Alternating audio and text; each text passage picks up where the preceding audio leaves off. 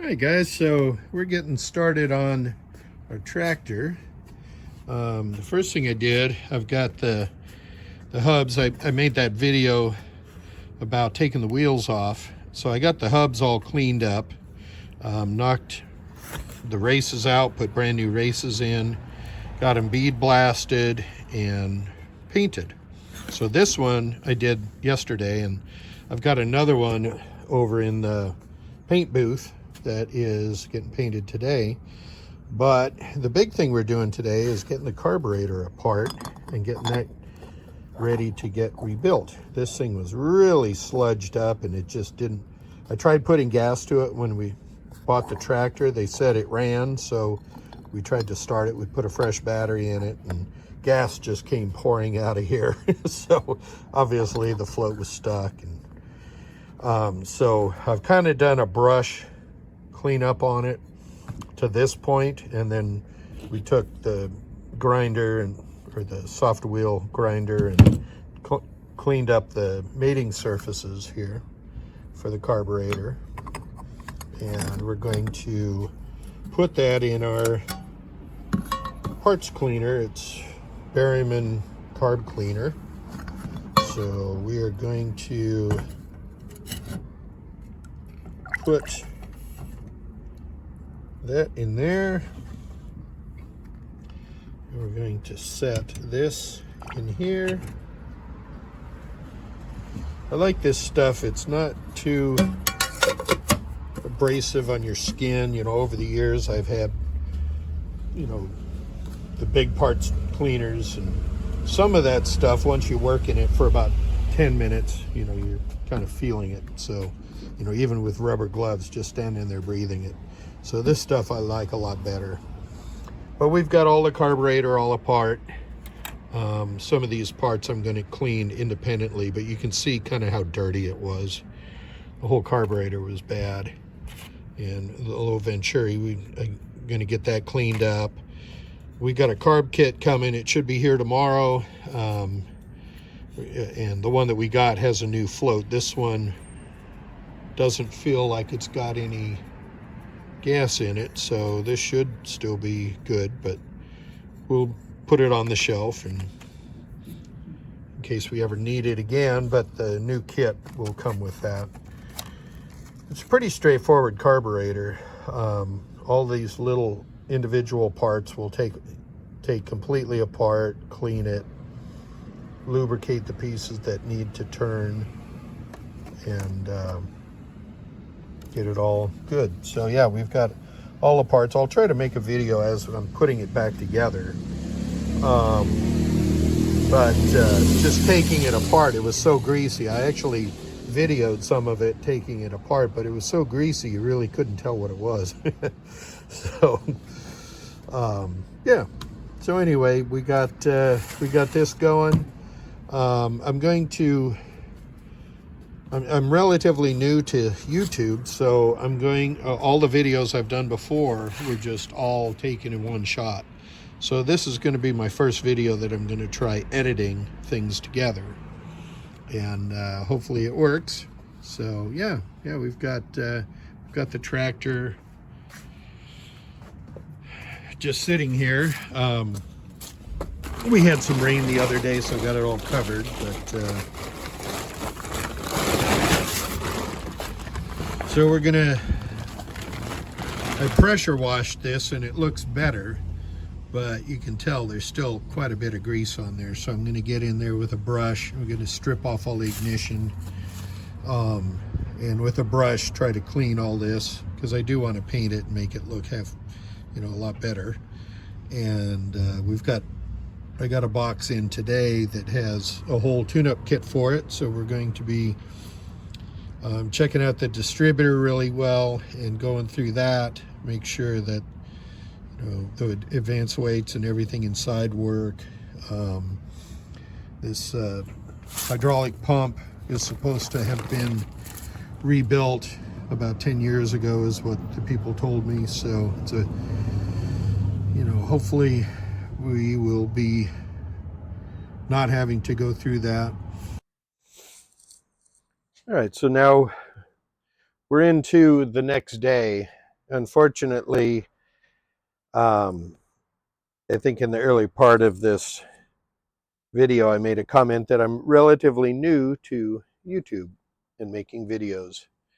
I made a video of reassembling this, and I bought a little microphone here, but and it came with two of them.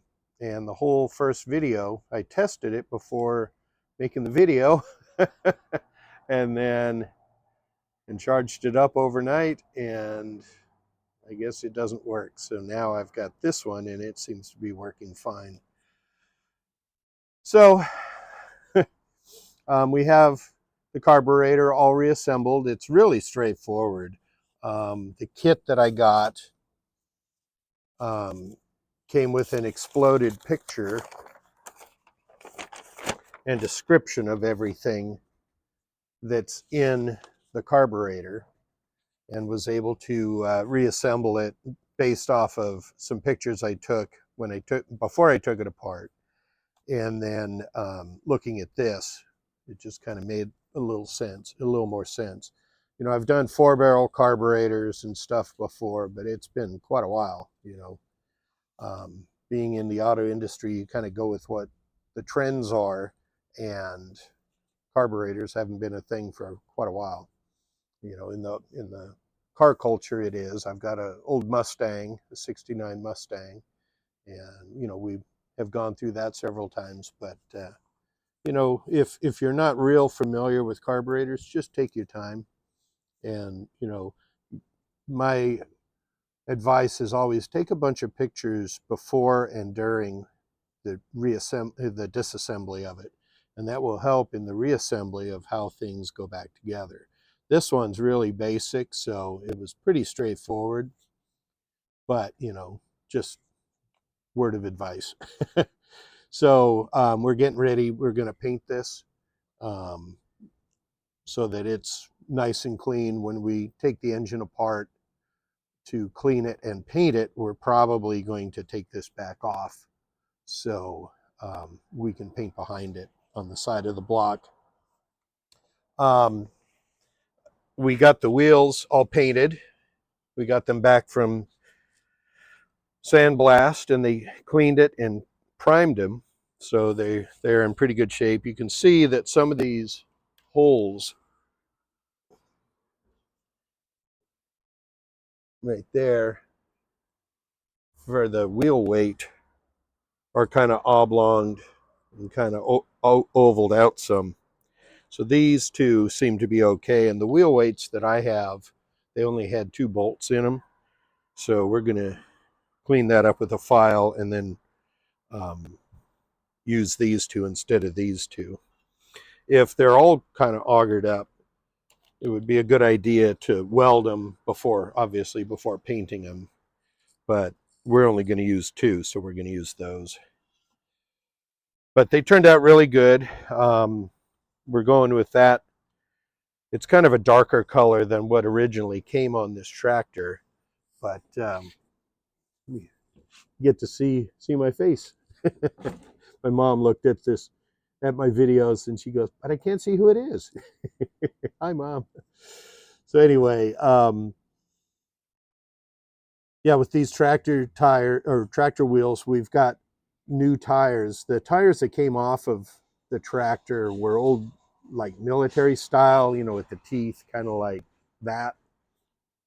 But we're going to do more like crop work and stuff. So I'll show you in a little bit when I've got a tire machine over here. So we're going to mount these up, and they take tubes, and the tires that I got have 3 ribs in them, you know, so there's 3 inline ribs all the way around. More of a traditional tractor tire. So yeah, so we're going to get this painted. I'll get these mounted up, and we'll come back when those are done. All right, well, so we've got the carburetor in the paint booth drying, and I went to mount the tires, and these are the tires that I got for it. But when I got them, they were all tied up, and the two beads in here were like this. So I've got wood blocks in here. We're going to hold these open. You know, during the summer I can do this, and about an hour it's good to go.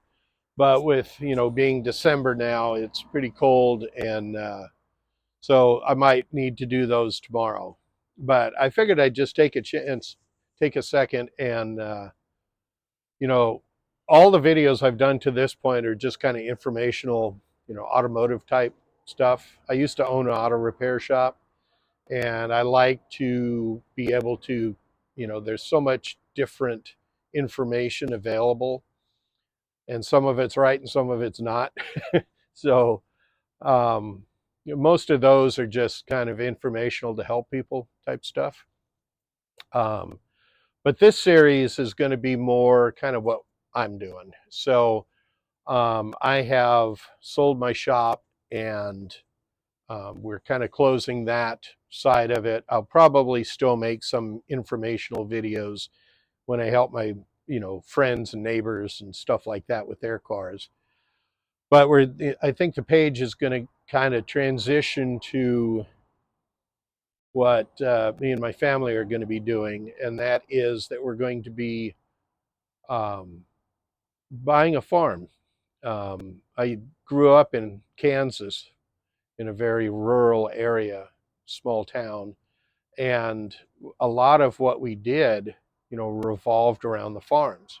I had friends that had farms, and, you know, spent summers there working, and I just I love the people. I love the work. You know, it's hard work.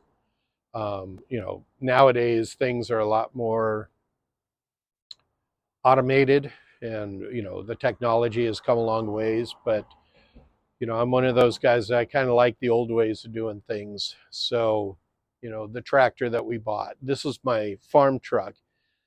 I've had this for about 3 years, and when I first bought it, it was just the cab and the front sheet metal, and we put it on a 74 Ford F350 dually frame, so it has modern suspension, power steering, power brakes, stuff like that. And this, you know, mechanically, this thing's all done. We went through all the suspension, all the brakes. We'll probably do a couple of videos on this, but since we're just getting going on the tractor, I figured that's where the focus needed to be. You know, and I follow quite a few people on YouTube, Just a Few Acres Farm and Farmer Tyler Ranch.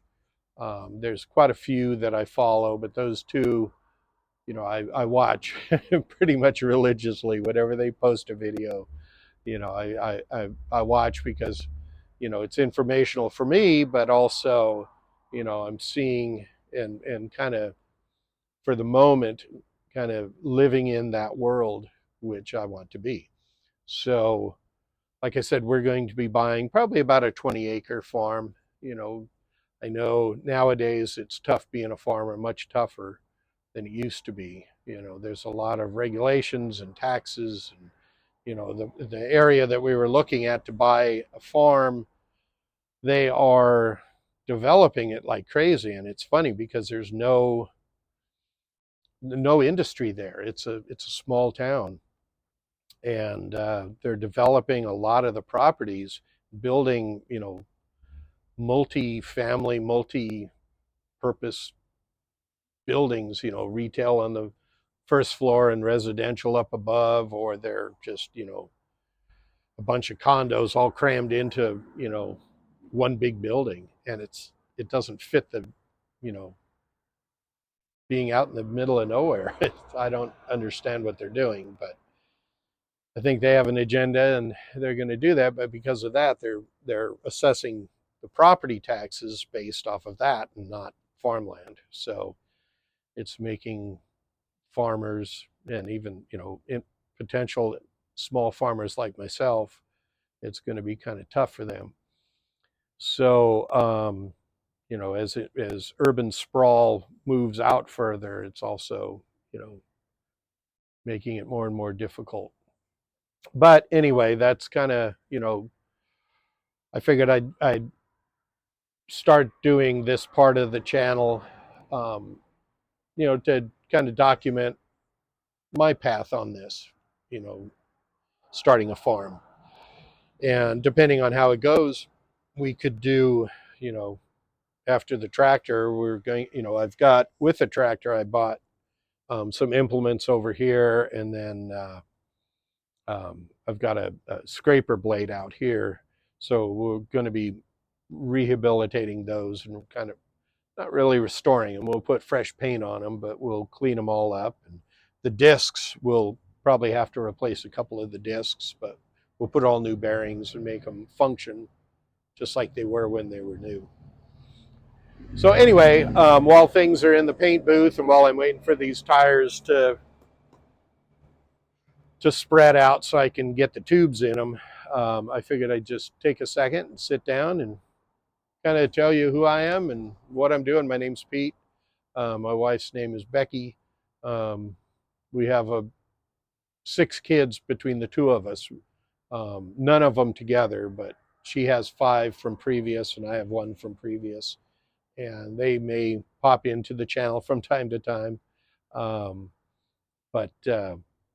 Yeah, I just wanted to document kind of our path. And, I know there's quite a few people that are interested in doing this. So, if I can shed some light on things to do and maybe things not to do, if I run across things that are mistakes, hopefully you won't make them. So anyway, I appreciate you taking a little bit of time and watching this video. It's probably going to end up being about half an hour, 40 minutes when it's all done. But anyway, yeah, so I'm going to cut here and then we'll go on to tomorrow. We'll get these tires mounted up and we'll pick up the video at that point. So this morning we got the carburetor out of the paint booth. We had it all painted up last night and let it dry overnight, and it turned out really good. We've got, we put our new jet in. I had the old jet in for painting, and the same thing with the idle jet and the fuel line. When I first got this, I thought it was a steel line that was threaded into an adapter, but it looks like it's all been soldered together or something. This piece won't come out, so it worked fine. We'll just leave it that way. So anyway, the carburetor, I think it turned out nice. Got the choke works good, and then the throttle plate works good. Everything, we rebushed it and put new seals. All, went through there's not too many parts in it, but put a new float and adjusted the float. My experience with these old carburetors, we might have to go back into it and readjust the float again, but going by the instructions, it shows, how much to leave a 1/4 inch gap when this is upside down and when you're setting up the main jet and the float. So I think this will be a good place to start. So let's get going on the wheels and get the tires mounted up. All right, so that went a whole lot easier than I had expected. These tires mounted up really well. They're tube type. I'm running them as tube type tires. And whenever I air up the tube inside, I always air it up, let it seat the beads on the rim, but then I'll air the tube down slightly, and with a valve stem tool push in, because there can be some air that gets captured outside of the tube but inside the tire, and that will bleed off over time. So by doing that, you burp out as much of that air as you can, and then air the tube back up. And I'll let these tires set for about 2 days, and I'll go back and check it again and make sure do the final adjustment on the pressure. But so that's, I showed you earlier, this is the gray we're using, and this is the red. So those are the colors for the tractor. The red is going to be the body of the tractor, the engine, the transmission, the rear diff, And then the gray is going to be the sheet metal, the body of the tractor, the hood and the grill, and then the rear fenders. So I think that'll look pretty cool. The gray is a little darker than traditionally on these Jubilee tractors, but I've seen a couple done this color, and I like that a little better. So this is the tire. These are the tires that were on here before, and you know, just that old military tire. You can see these things are they really old. I don't see a date code on them, but they're weather cracked everywhere. The people that I got the tractor from used it as a brush hog, so you know they were running more of a lawn tire, and you know we're not going to be needing that, so we're going more with that conventional 3-tooth tractor tire. So I'm going to get everything set up to pack the wheel bearings, get the hubs assembled. I don't have the wheel weights cleaned up yet, so I can't assemble those, but we're getting pretty close to getting the hubs done. And then I think that's where we're going to leave the end of this video. And then when we're going to take the front end apart, clean all of that, check.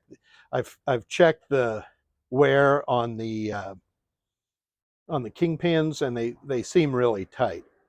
But even at that, I want to take them apart and just double check. So we'll do that on the next video. But getting the wheel bearings done and packed and have the hubs all reassembled, we can actually bolt them onto the wheels, because then the wheel weight comes in behind that. So we can get to that point, and that's where we'll end this video. So now we're ready to start putting the hubs together. We're going to put the bearing races in. Some people call them cones, and then, or excuse me, cups. And then the bearings, we're going to pack a bearing, and sometimes people call those the cone. So the cup is the race, and the cone is the bearing. So it took me a little while to find the part numbers. This is a 53 Golden Jubilee, but I know it's the same on all the NAA tractors. So that all these bearings that I found are national brand. And I think Napa uses the same part number. So the inner bearings are 15 1/18s. The inner race, or the cup, is 15 250. The outer bearings are 09074, and the inner races are 09196. Now, I haven't been able to find seals that work on these. I bought some off of Amazon, and that was the only place I could find them, but they didn't fit. They weren't going to fit. So we're going to get the bearings together, and then, you know, I really can't put this together all the way because we still have to pull the spindles off and get those cleaned, and that'll all be on the next video. But for today, we can at least get the hubs bolted into the wheels, because the wheel weight goes in from the back. If you don't have a wheel weight, you can put these right on the spindles, but I have these big, heavy, I don't know if they're 50 or 75 pound weights, but they're pretty big. They bolt into the wheel, and they go behind the hub. So you have to bolt the hub to the wheel, and then bolt the weight on from the back, and then put the whole thing on the spindle as an assembly. So we're just going to drive in one of the races for the inner.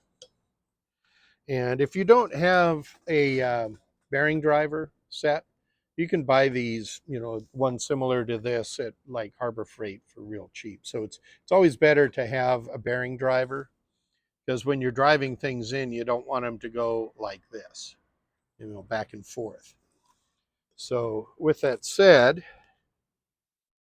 we can, yeah, there we go.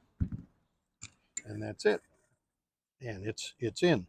Now when it comes time to pack the bearings, I kind of like doing it the old-fashioned way. I know there's new machines and little bench mounted bearing packers. You put that in and then you cram it all together and then you pump grease into it. But I call me old fashioned, but I like doing things the old fashioned way so you can actually see the grease going in. So other than getting a little greasy, it really doesn't bother anything. So what we'll do is hold the bearing like this, and then we'll watch the grease come through in here. So that when you see the grease start to pop through, you know those rollers are good.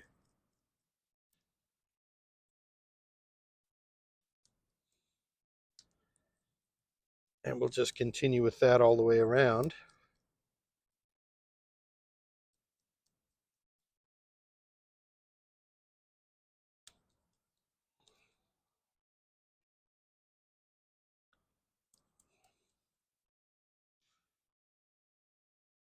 See if we got enough grease to do it, or I don't know if I got enough here. Let's see. Here we go.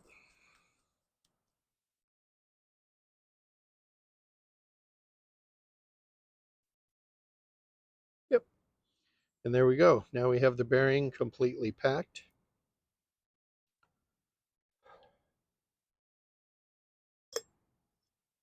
And then we could just drop it down in there.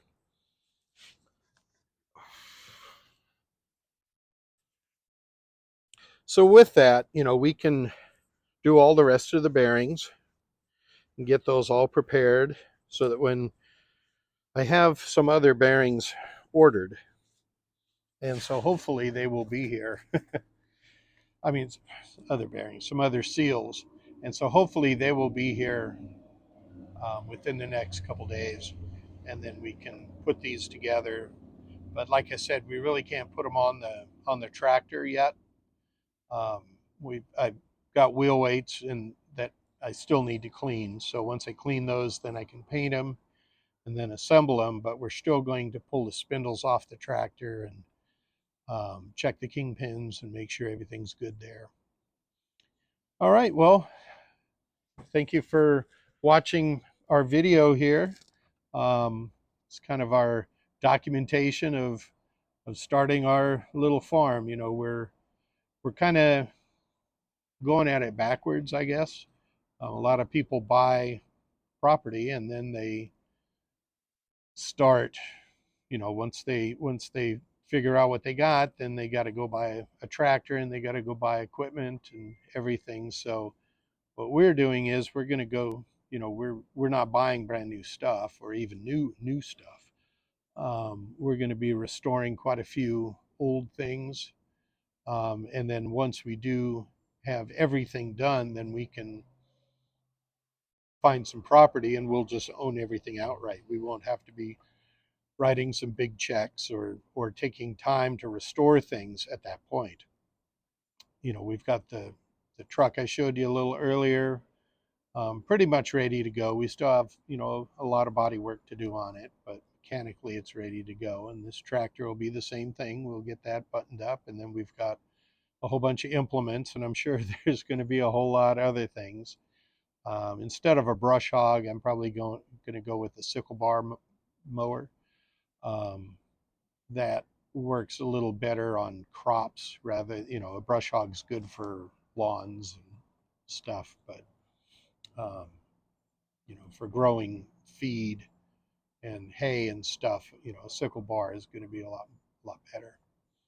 So anyway, I appreciate you guys spending some time with me, and if this helped you at all or did anything, please subscribe and give me a like on the video, and we're going to try to get this channel going and have quite a bit of fun information coming down the road and lots of adventures. So I appreciate you stopping by, and we'll catch you on the next one.